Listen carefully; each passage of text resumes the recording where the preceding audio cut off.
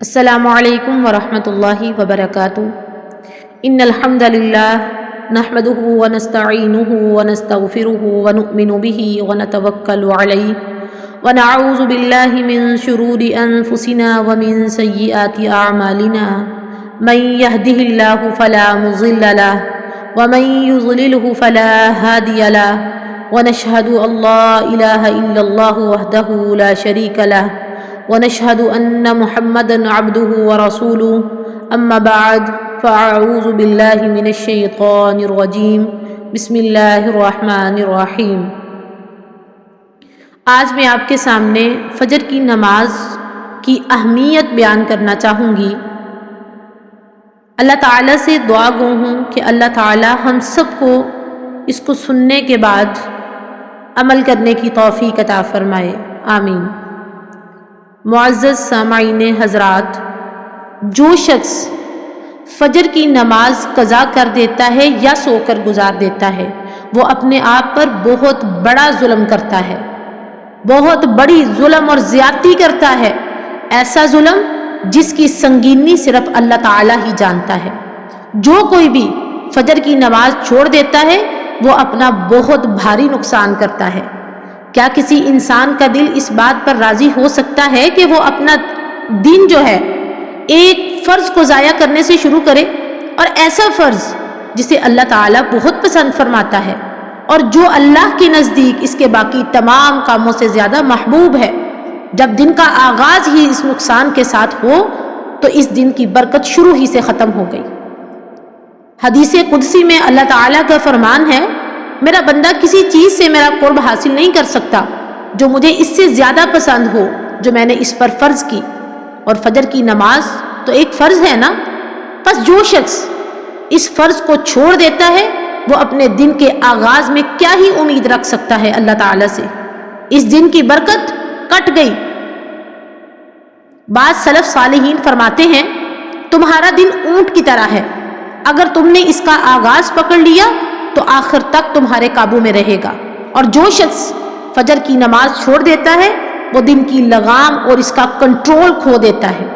اس کے برعکس جسے اللہ تعالیٰ یہ توفیق دیتا ہے کہ وہ فجر کی نماز پابندی سے پڑھے تو وہ دن کا آغاز ہمت، قوت اور اللہ تعالیٰ کی طرف رغبت سے کرتا ہے، پھر ذکر و تسبیح اور حمد کے ساتھ وقت گزارتا ہے تو گویا اس نے دن کی لگام پکڑ لی اور اس دن کی برکت حاصل کر لی، جبکہ فجر چھوڑنے والا دن کی لگام گنوا بیٹھتا ہے۔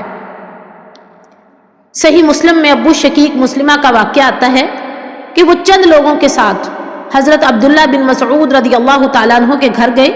جب وہ اندر داخل ہوئے تو آپ تسبیح اور حمد و ثنا میں مشغول تھے۔ آپ نے کنیز سے کہا، ذرا دیکھو سورج نکل آیا ہے یا نہیں؟ کنیز نے دیکھا اور کہا، جی ہاں سورج نکل آیا ہے۔ آپ نے فرمایا، الحمدللہ جس نے ہمیں آج کے دن میں معاف فرما دیا اور ہمارے گناہوں پر ہمیں پکڑا نہیں۔ یہ دن کا آغاز تھا اور وہ کہہ رہے تھے کہ اللہ نے ہمیں معاف فرما دیا۔ مطلب یہ ہے کہ جسے اللہ یہ توفیق دے کہ دن کا آغاز نماز اور ذکر سے کرے وہ دن اللہ کی ضمانت میں گزرتا ہے یہاں تک کہ شام ہو جاتی ہے۔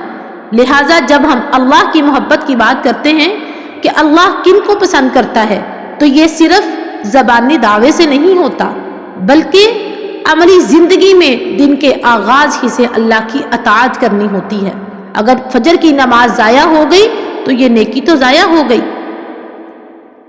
نیکی تو ضائع ہو ہی گئی، اس کے ساتھ بہت سی دیگر نیکیاں بھی ہم سے جاتی رہتی ہیں۔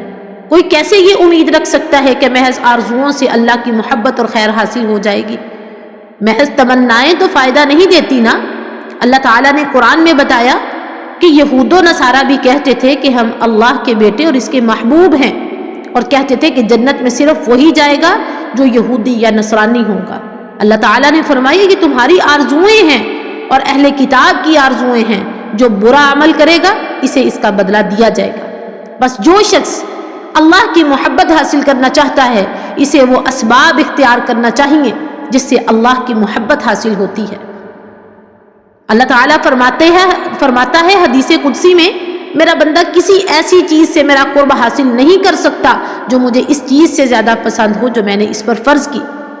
بس جب ہم ایمان لاتے ہیں اور یقین رکھتے ہیں کہ اللہ محبت کرتا ہے اور ہم اس کے محبوب بندے بننا چاہتے ہیں تو ہمیں اسلام کے فرائض اور دین کی واجب چیزوں کو ضائع نہیں کرنا چاہیے، کیونکہ اللہ تعالیٰ کو ان سے بڑھ کر کچھ محبوب ہی نہیں ہے۔ لہٰذا ہم سب کو فجر کی نماز کی حفاظت کرنی چاہیے۔ اللہ تعالیٰ سے دعا گو ہوں کہ اللہ تعالیٰ ہم سب کو فرائض کا پابند بنا دے اور ہم سب کو نماز کی پابندی کرنے کی توفیق عطا فرمائے۔ آمین۔ وآخر دعوانا ان الحمد للہ رب العالمین۔